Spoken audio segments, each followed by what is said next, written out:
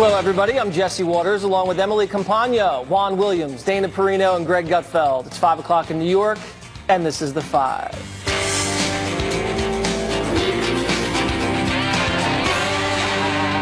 President Trump blasting Michael Cohen after his former lawyer pleads guilty to lying to Congress and agrees to cooperate with the special counsel. Cohen saying in court today that he misled Congress about the timeline of a potential Trump Organization real estate deal in Moscow. Cohen originally telling lawmakers talks ended in January 2016, but is now claiming they didn't wrap up until June of the same year. Trump slamming his former attorney in the wake of these developments. He's a weak person and not a very smart person. He's got himself a big prison sentence, and he's trying to get a much lesser prison sentence by making up a story. Now, here's the thing. Even if he was right, it doesn't matter, because I was allowed to do whatever I wanted during the campaign. He's lying about a project that everybody knew about. I mean, we were very open with it. We were thinking about building a building. I decided ultimately not to do it. There would have been nothing wrong if I did do it. Meanwhile, investigation-happy Democrats like little Adam Schiff are not satisfied with Trump providing written answers to Robert Mueller. Sherrod Brown also hinting the Russia investigation is only the beginning of what's coming. There really needs to be a live interview with the president, because you need to be able to ask follow-up questions in real time. There will be investigations of the president using his office to enrich his family. There will be investigations on other things. Trump is warning Democrats against what he's calling presidential harassment. The president saying he's a counterpuncher and may declassify devastating Russia probe documents if they don't back down. What's so funny, Juan? You know those documents are devastating. Devastating. Yes, David. You know, this is the thing about Trump. He always, the advertising, the hype, the Christmas season is here. But with Trump, it's every day. It's bigger. It's grander. It's going to be the best ever. Let's talk about the Michael Cohen situation. So Trump's legal team is saying what he told Robert Mueller about the Russia deal. It wasn't even a deal. It matches what with Cohen's statement in court today, and there was really no discrepancy. What? So what's the big deal? Are you kidding? Yeah, Robert Mueller never asked him when the deal fell apart or when it ended. So what's the problem? Listen, Trump was tweeting in the middle of 2016 after the primaries that there was no deal, nothing going on, no relationship, no business going on with Russia. Well, there was no deal. And what we know now from Cohen's plea deal today, Jesse, is that in fact he was not only continuing to do this deal, not only continuing to brief Trump on it, but actually in touch with Vladimir Putin's office in order to try to get the deal done. So Trump was trying to make money while he's running for president, doesn't tell the American people this, which suggests that he's about his interest, his making money, not our interest. Everybody knows he was running the Trump Organization when he was running for president. So then why didn't he say straight up, hey, I'm still trying to get a deal to build a Trump Tower in Moscow? No, he didn't do that. He lied about it. Well, there was no deal. I guess in your opinion, a deal happens before you sign it, but that's not how usually what he said was he had deals. nothing, no contact, no business dealings going on with Russia. That's what he said. Okay. Emily, if you are now working with people like Michael Cohen, who's lied a few times, and you're working with Manafort, who's also lied, and Rick Gates, who's also lied, are you now saying that when they're offering this new testimony that it's not believable because they're facing hard prison time? Because a lot of people are saying that's the reason they've changed their stories. Right, you can absolutely make that argument, right, that the reason that credibility is pierced is because obviously here's a career criminal liar, here's why. But that's when corroborating evidence comes into play. That's when the prosecution has to step up and do their job and say, it doesn't matter whether you believe this person in this moment based on their history. Here's why we are proving when they are lying and when they are telling the truth. So it kind of it means that you need to take that step further on prosecution's part. I want to point something else out as well. Just going back to Jerome Corsi, for a second. You know him as Jim. Yeah, my boy Jim. I want to point out, though, that people continue predicting prosecution's behavior and kind of trying to ascribe a certain set of structure and parameters to what's going to happen next, only in this investigation, but the ancillary ones, right, with prosecutions. And you can never predict and you can never ascribe a certain set of rules. And the reason I'm bringing that up is because with Corsi, he gave them everything voluntarily. He literally sat down with them and said, this is my password and here's my phone and here's everything I own and let me help you.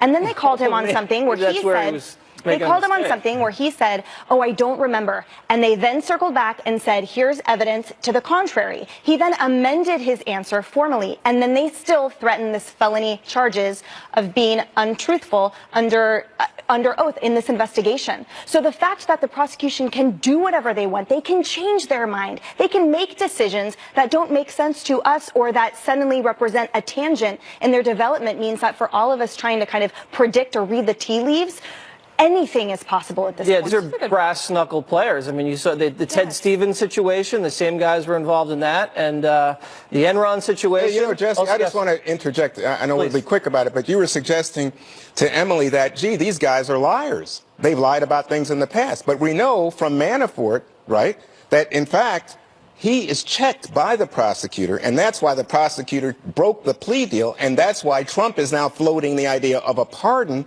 for Manafort. Did he float it? I think he floated it. I don't think he floated it. He said it's not off the table, literally. Okay, so that's not floating a what is that? What's that? That's putting it out there. Isn't it? well, he was asked a specific question by the Post about it. Dana, so, you know, he's going overseas.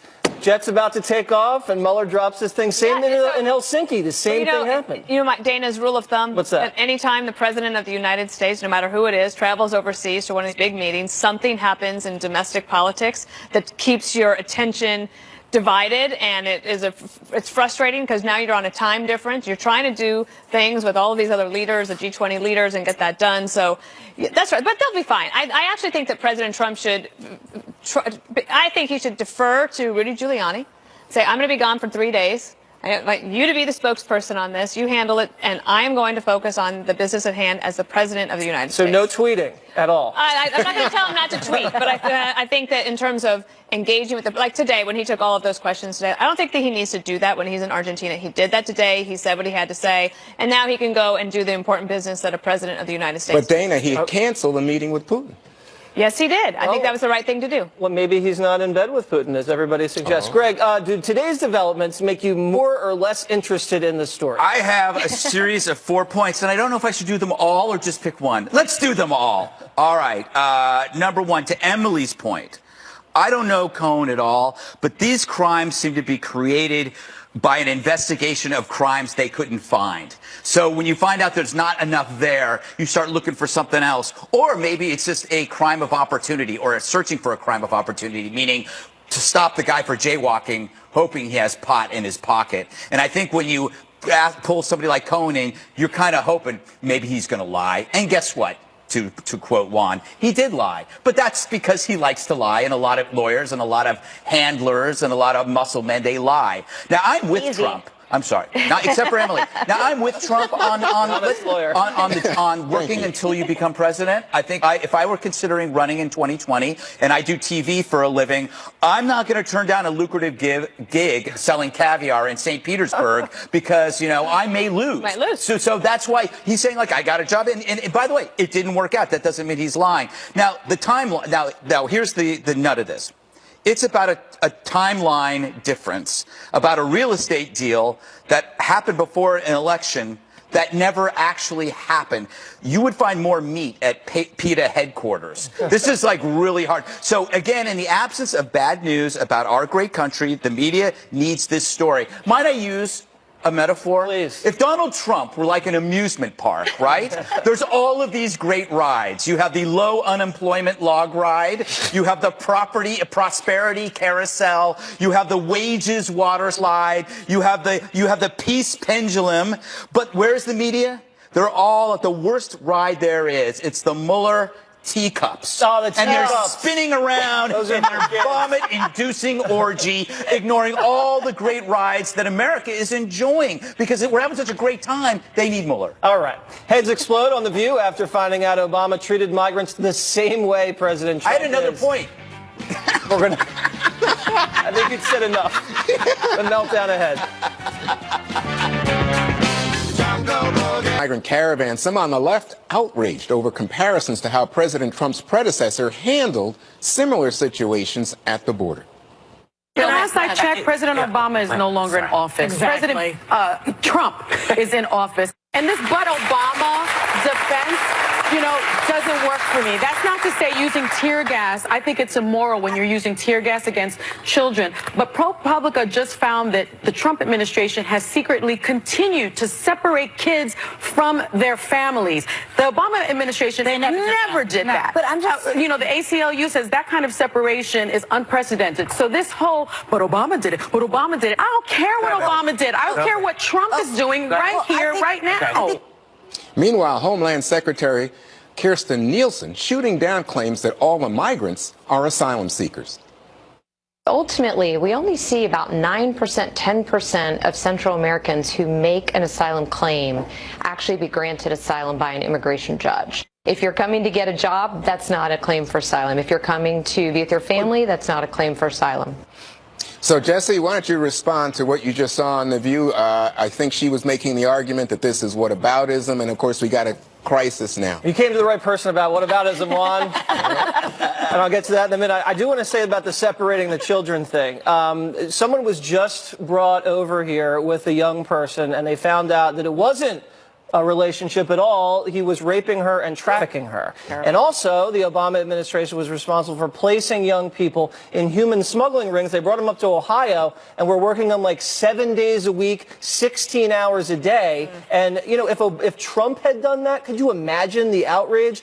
Talk about whataboutism. I want to do a little experiment with you. Please, go right Let's reverse the name Trump and Obama with Obama scandals, okay? And let's just see how you react. Okay. Let's say there were alt-righters in MAGA hats with billy clubs outside of a polling station intimidating black voters from voting.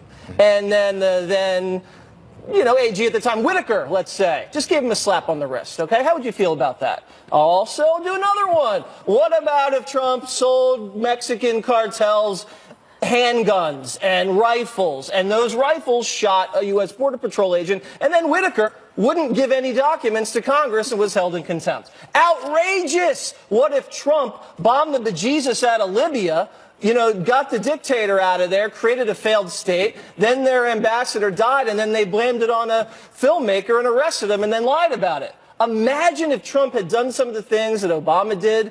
You guys would have been freaking out. I think you're in a fevered state, but I do think when these things happen, yes, you absolutely went bonkers on Obama. Am I right? Justifiably. Okay. I just want to be clear. So, Emily, the argument here, I think, comes down to this, that there were incidents, repeated incidents, in which the Obama administration used tear gas at the border.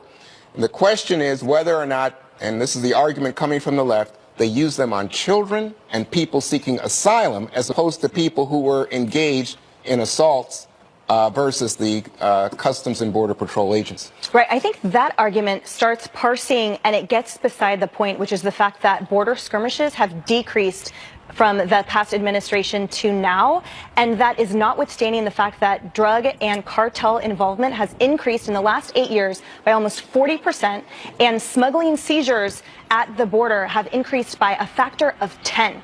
So what I'm trying to say is that the efficiency at the border now and the respect we should have for those who are securing our border physically for us at the southern line right now should be off the charts. And to go and to respond to the comment on The View, to me, it belies an ignorance. It's exactly the point. We should care what happened under the prior administration, because we should know what the laws are and what the laws aren't, and where the confusion lies, and why a subsequent administration can do things just like a prior one did or didn't, so that we know and can lobby our legislators and stop talking about it on talk shows and actually have something substantive to say.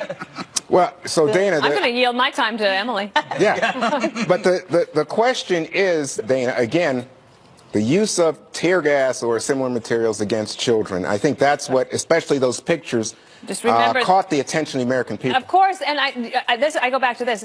I don't think there's a single Border Patrol agent that wanted to use tear gas. They don't want to have to be in this position. And remember, tear gas is a way to deal with crowds that are getting out of control in a way that doesn't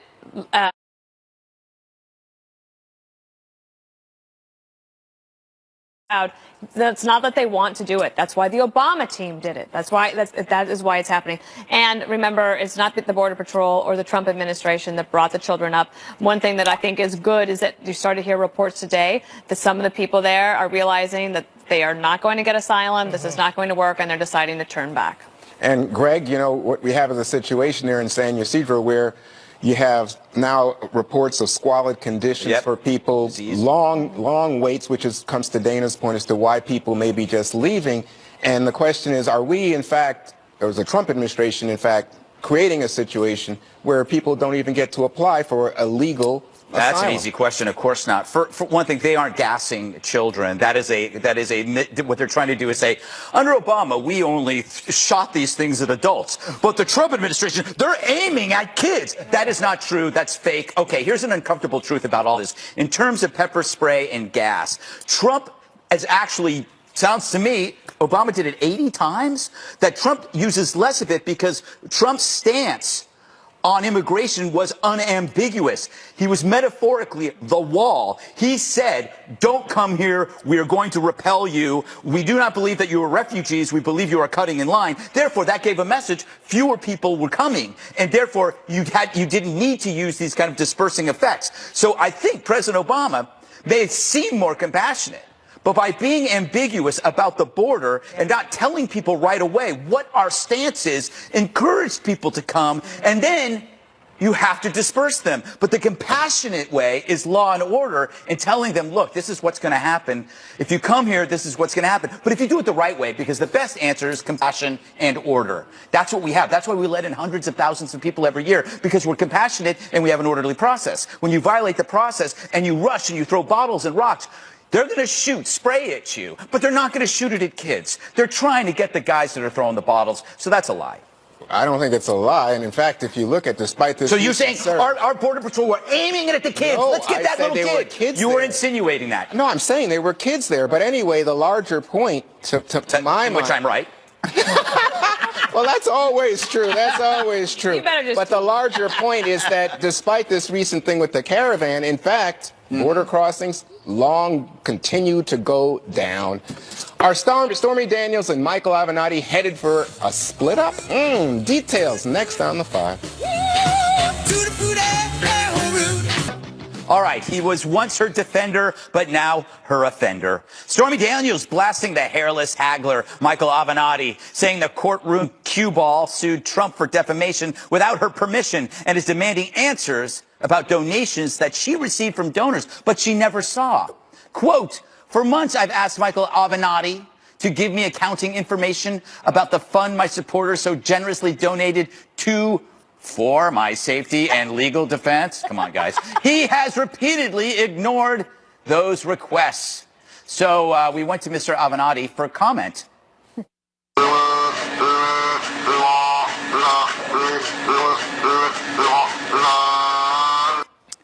He's lost a lot of weight there.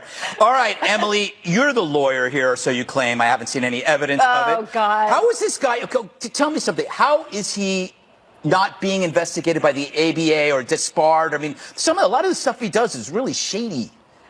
I totally agree. He should be. And here's what viewers need to understand. So first of all, not only does he come to the table already with a background being investigated for fraud, being accused of fraud, as well as bankruptcy and issues with funds with his clients and his prior firm, but also the single, or just to dovetail, the single largest reason that attorneys are disciplined and or disbarred is for commingling funds. It's basically for being messy with finances and in any way doing anything wrong with clients' dollars. Every single one has to be accounted for appropriately and in line with a contract. And he claims, well, the scope has changed and therefore, I'm setting up this new fund. Well, her contract didn't. And the other largest thing is that the ethics rules are clear.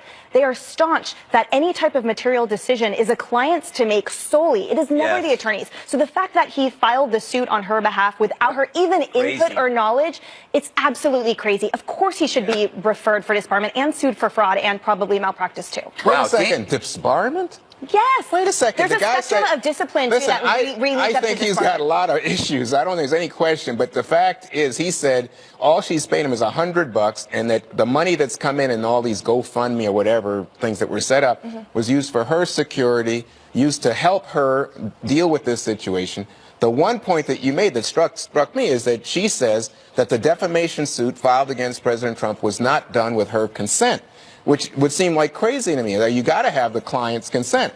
But how many lawyers have unhappy clients? I don't think there's a shortage of them. Yeah, that's true. You're- Can I just say, we don't have time because we have a big surprise coming up. I know. Yes. I'm nervous about that. Yes, you should be. Dana, I don't think any woman who ends up in this guy's orbit comes out any better. You know what this is? What? It's a war on women. It is! It's a war on women.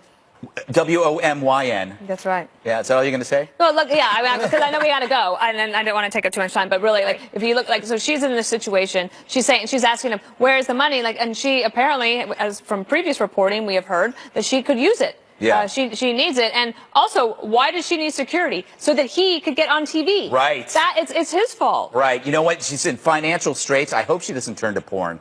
Oh my God.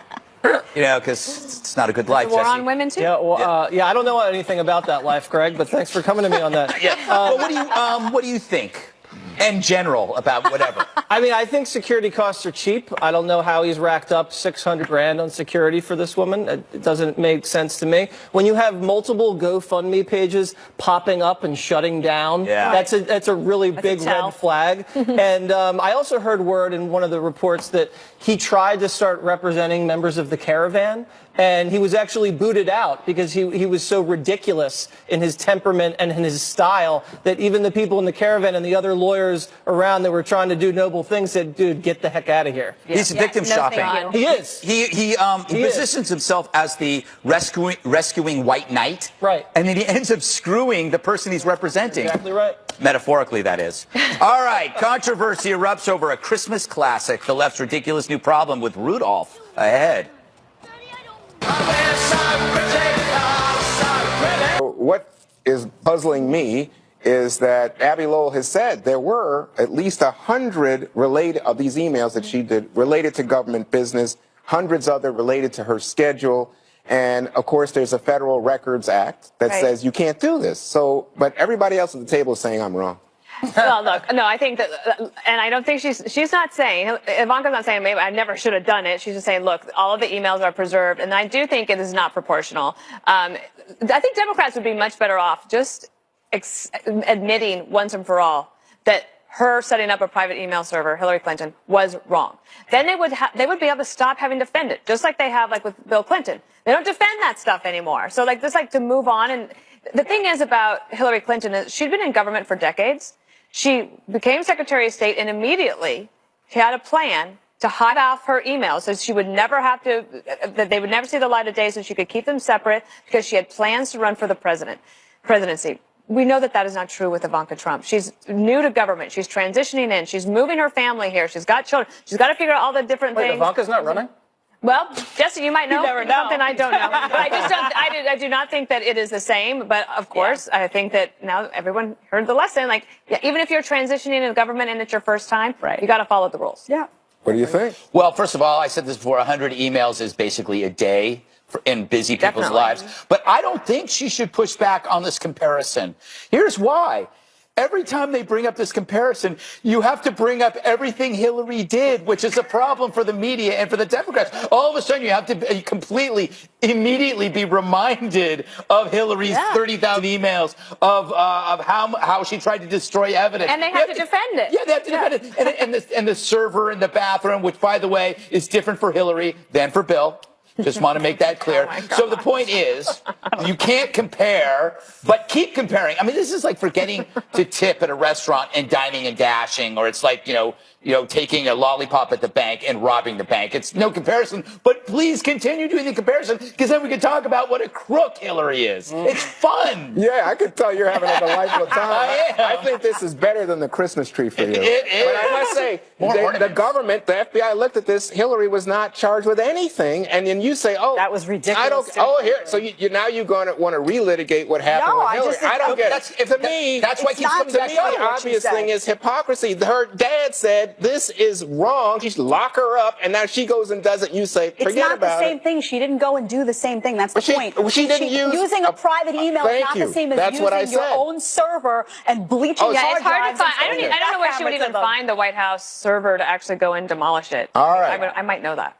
All right, we got to go. We love to argue here. The Clintons return to attack President Trump. And will Hillary run again in 2020? Yes. Jesse hopes so. Find out next on The Five.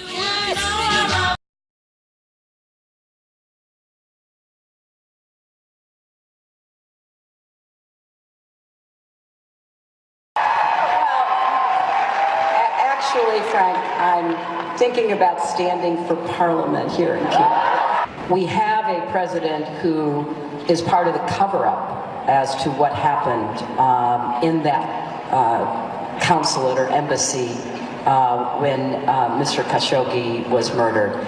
And we have a president and those closest to him who have their own personal commercial interests. Oh man, Jesse, I can't do it. I can't. I mean, I feel like we've all suffered enough. This is like inflicting torture on people. Do you fathom though why people would want to go? I mean, she's terrible at this, right? She's terrible at running for office. She is just objectively not good at this. And we're in the height of the Me Too movement. Nobody wants to go sit and listen to Bill Clinton right now. Why would anybody want to go listen to this? Well, they're having trouble selling. I mean, they're playing to about 3,000 venues, steep discount for tickets. They're dropping. And, when I was on tour with O'Reilly and Miller, we were doing about 10 to 15,000 arenas, we have very healthy ticket prices. So there's just not a real appetite for these people anymore. If you look at the Democratic Party, there's two kind of undercurrents that are pulling these two off the stage. One, the Me Too movement, and two, the progressive wing of the Democratic Party, because a lot of Democrats think to themselves about these two people, they're kind of moderate has-beens that reek of sexual harassment and a loss to Trump. And they're just not, the grassroots just doesn't feel them anymore. They don't have the Clinton Foundation. All that money's really dried up. So, the private jets, the global, throne kissing, that's not happening anymore. So they're downsizing to these North American kind of standard tours. And, I just think, this is like their last act. Juan, you said you don't think she's going to run, but if she's not going to run, why do this? Is it just to make money? Is it to make some cash? What? How Seriously, dare you? I mean, why would you? They're not about money. Motivation to doing this otherwise. If you're not trying to launch a political career, it's not like she's, stomping for candidates around the country. This is people have to pay to get into is it about money? It's a valid question. I don't think it's about money because I think they have a ton of money. I think it's about voice and about the fact that she is an elder statesman in the Democratic Party. And despite the kind of caricature and blame gaming that goes on in Republican circles about Hillary, she's pretty popular in Democratic circles. So is that a misconception when we say, Democrats probably want her to just be quiet and get off the stage? That's a misconception. True at all. And okay. I think she's a player going into 2020, Jedediah. So as to who gets the nomination, relationships with women. I know you guys are saying, Bill Clinton had trouble, blah, blah, blah. But a lot of people still view Hillary Clinton as a long-suffering wife who has kept her marriage together and been true to her husband. If he hasn't been true to her, that's a different topic, but you can't blame her for the sins of her husband. So I think she is a very interesting character to lots of people. And contrary to what Jesse was saying, these are people that, as a couple, I think I saw in the notes that have sold more than $30 million in books this year, 2018, and they're on a tour it's not like, it's being put on by their neighbors. This is Live Nation putting it on. It's a multi-city tour. Began in Vegas. It was in Toronto. It's going to Montreal. I could do bigger numbers than these two. Okay. Solo. I swear to God. Yeah. Oh, really? What do you think about this, Dana? Well, I think the long-suffering wife bit is a little bit too much for me to take because this is a woman who, after the election, remember, she was not alone. Barbara Streisand and her basically said the same thing, that white women went out and voted for Trump because their husbands told them to. So those poor long-suffering wives out there in conservative America. So I don't buy that. I also think that the best show in town right now is actually called The Clinton Affair. And this is the documentary about Monica Lewinsky in which she really opens up. She and her parents talk about it. She talks about how she wanted to commit suicide. Talks about him asking for one last tryst, asking her to lie on his behalf. I'm like, I don't think this is a good idea for the Clintons, no matter what they think their future is. Is that Showtime? Is that what that's? I don't know where it is. Sorry. Greg, it's just like on one remote. I'm confused. You're a long-suffering wife. Yes, obviously. Long-suffering co-host. Yes, Gary? Yeah, no, what do you think? I mean, they still sell books. I am going to go to this. I'm going to watch the hell out of it. It should be a 5 field trip. You realize this tour is going to provide us with 3 weeks. 3 weeks of segments. You know what Hillary is like? I'm going to use an analogy that I won't have to apologize for. Hillary is like a potato. Yep. You can make a lot of meals out of a potato. The same way with Trump. Like on Trump, you could have Trump casserole, you could have Trump stew. Hillary's kind of like that for Fox. It's like one day you could have Trump, you could have Hillary casserole, or you could have Hillary coleslaw, because she'll say something and then you have a segment. You could put it coleslaw. Yeah, you could put it all together. She's kind of like Trump in the sense that you can constantly create something new. And I think that they should make it more exciting. They should have T-shirts, fun T-shirts. They should have an opening act. They should do like songs and face painting. You could be the opening act. I would love to do it. Weiner, Anthony Weiner. Anthony Weiner. Get him out of jail and put him on the road. He could do stand-up or whatever he does. All right. Do it sitting down, perhaps. Don't go anywhere. Wild Card Wednesday is coming up next.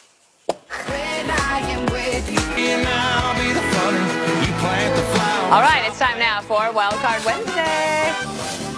So this is where we each choose a topic. We put them in this hat. Nobody knows each other's picks. So first up, let's go with this one. Who knows what it is? Who knows what it is? Okay. Long list of extreme roommate requirements blows up online. This is a list of very specific rules was sent to a potential roommate, which covers everything from cooking to laughing to how many times the new roommate is allowed to use the bathroom. The current tenant insists they had a couple of bad flatmates earlier this year, but they are actually quite easygoing and like to live and let live. Flatmates, they must be British. Whose story was this? It's mine. And it's lengthy. It's like a 12-point list, but you saw on the screen how long it is. Yeah. But, Greg, I want to point this out to you. Let me just say you can't cook. Look at this. This is one of the rules right here. You can't cook? No cooking, because it says no cooking in this flat before 8:30 or after 11. I don't like people spending a lot of time cooking in general. In fact, she says, you know, if you don't know how to make a sandwich, if you have to cook food, that's your problem. But, Greg, this is the one for you. Look at this rule here. Look at this etiquette rule. It has to do with bathrooms. Oh, no.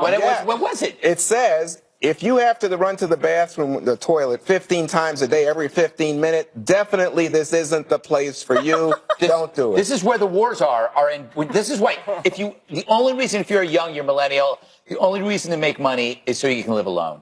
Because there's nothing, because once you get away from having a roommate, you feel so much better. And it's always about the bathroom, because it's always somebody else's hair that clogs the drain. And they never frickin' clean the toilet. And damn it, that's important. Because you don't want to live in a public toilet. Wait a second. What about your wife? Oh, my wife is so clean, it's ridiculous.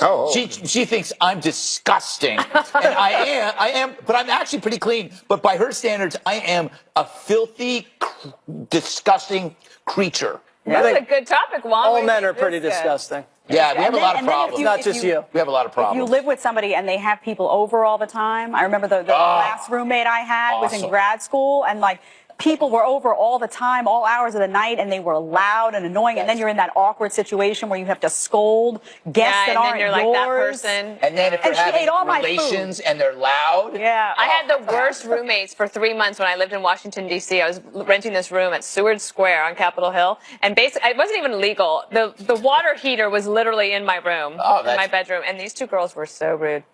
Democrats too.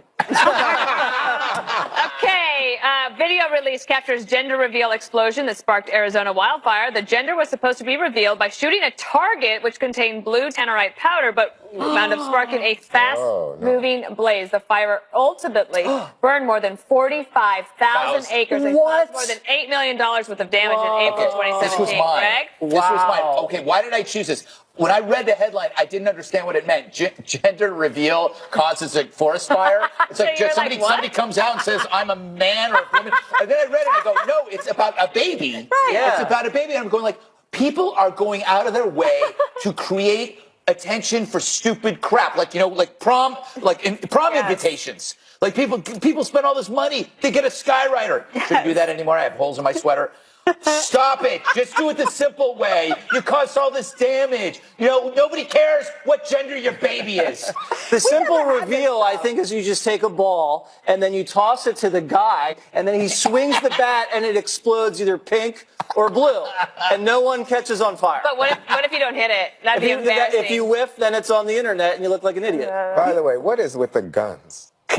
That's what you think. I'm like, come on. Also, what is it about doing this in Arizona where it's dry? That's dangerous. People have too much time on their hands. I mean, this stuff when I was a kid, like there was just no time for this stuff. And well, look, maybe the economy's good. They have money to spend on this stuff. Yeah, and if you have a designer baby, you know what gender it's going to be. You pick it. So here's the one we know you didn't get also to and had we don't have Chinese time in to your talk DNA. about. It's called, this was mine. It's a study finds women sleep better next to dogs versus people or cats. Totally. Right? 100%. Are you with me on that? 100%. It's You true. searched for Jasper. this story Actually, Show a photo. so you could do this. I didn't do that. Why? All right, one more thing is Identity up next. politics. Identity politics. It's true, though. You take a nice nap next to a dog.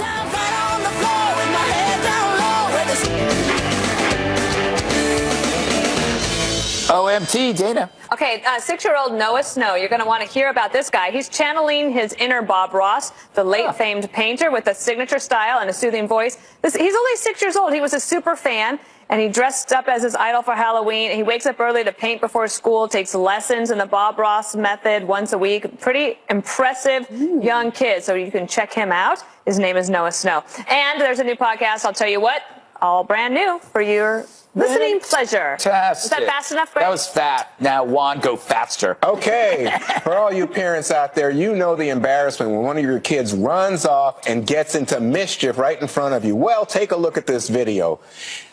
The kid was at the Vatican for the Pope's weekly audience. The 6-year-old ran away from mom and onto the stage. Wow. He goes over to the Pope's chair. He starts tugging one of the Swiss Guards uniforms. A little girl then runs on stage to try to get him off the stage. Finally, mom comes on stage. She tells the Pope the boy is mute. The Pope laughs and allows the kid to stay. He told his private secretary, seated next to him, that the kid, quote, made me think of myself. Am I also so free in front of God? Very nice.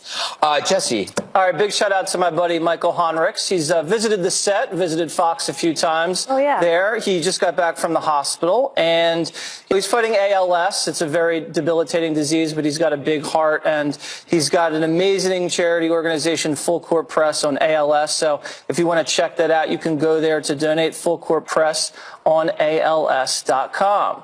Also, if you think my hair is too long, I'm thinking about getting it cut by an Indian barber. They have a new technique. Check out this.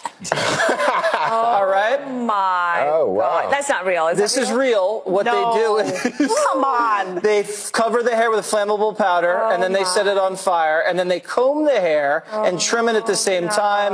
Then the fire goes out, and then it lights I back think you up. should do that live What's on the television. benefit of doing it that way? I think Less split ends. yes, Jedediah. Is that true? Yes, it takes care of split ends, which can be a problem for some people. All right. There's one rule here. Yes. So tickets are still available, much like Hillary Clinton's, at my Grand Rapids show, which is Sunday. This Sunday, December 2nd. Go to ggutfeld.com. There's like 50 seats left, I think. And then there's San Antonio, Texas, which is almost sold out. That's December 8th. You know what it's time for? Oh, no. Animals are great. Animals are great. Yeah, I'm going to drive everybody. You know what animal's really great? How about little ducks? You know what's interesting about these ducks? That they love to have fun. Like some animals, they don't look for fun. They just are fun. But this duck goes, hey, I found a slide. I can go down the slide. And it's fun. And you know what it makes me think about these ducks? It makes me think that Animals are great? yes, animals are great. Animals You made animals great again. Greg. Animals are great. My sister likes it that the cat in the animation looks like hers. Well, of course, that's all cat Chewy. owners. Jed? Yes, well, one of the most iconic music videos of my lifetime, for sure, probably everybody's, turned 20. 20! Take a listen, see if you remember this one.